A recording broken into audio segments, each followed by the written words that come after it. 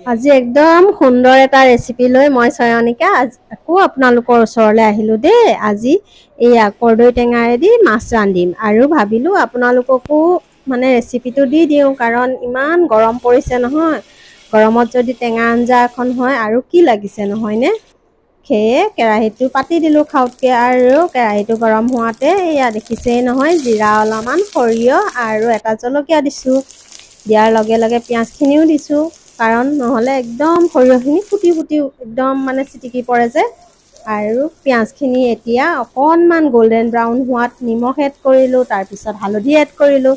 এতিয়া কাটি ৰখা কৰ্দৈখিনিও দি দিছোঁ। এতিয়া কৰ্দৈখিনি অকণমান সময় সিজোতে সময় লাগে, সেয়ে অকণমান মানে সিজাম।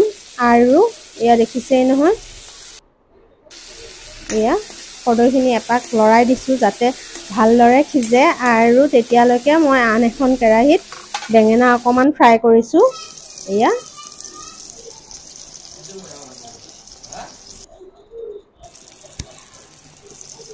আৰু মোৰ বেঙেনাখিনি ফ্ৰাই হোৱাত তেলখিনি যে ৰৈ গৈছিল, তাতে মাছকণো ভাজিছোঁ। ভাজাৰ পিছত ইফালে কৰ্দৈখিনিও সিজিছে, আৰু সিজা দেখি হাততে এটা আলু দিছিলোঁ, তাৰে এফাল আলু উলিয়াই এয়া ইয়াত দি দিছোঁ কৰ্দৈখিনিত। আলু পিছত দুটামান ভাত লাগি আছে দেই, দেখি বেয়া নাপাব, কাৰণ প্ৰেছাৰ কুকাৰত একেবাৰে দি দিছিলোঁ যে আলুটো ভাতৰ ভিতৰতে। আৰু সেয়া কৰ্দৈখিনি আৰু আলুখিনি যেতিয়া সিজিছে, কৰ্দৈখিনি অলপ গলি যোৱাত মই পানী এড কৰিছোঁ, দেখিছেই নহয়। আৰু টেঙা আঞ্জাত সদায় হালধি দিয়াৰ পিছতো অকণমান বগা হৈ থাকে।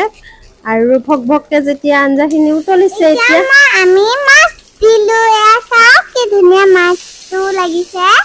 এয়া ভক ভককৈ উতলাত মাছখিনি দি দিছোঁ। এয়া আৰু কি ধুনীয়া লাগিছে মাছখিনি, আপোনাৰো খাব মন লাগিছে না? আৰু মোৰ সুন্দৰ থালিখন আজি ৰেডি হৈ গৈছে। ভিডিঅ'টো কেনেকুৱা লাগিছে?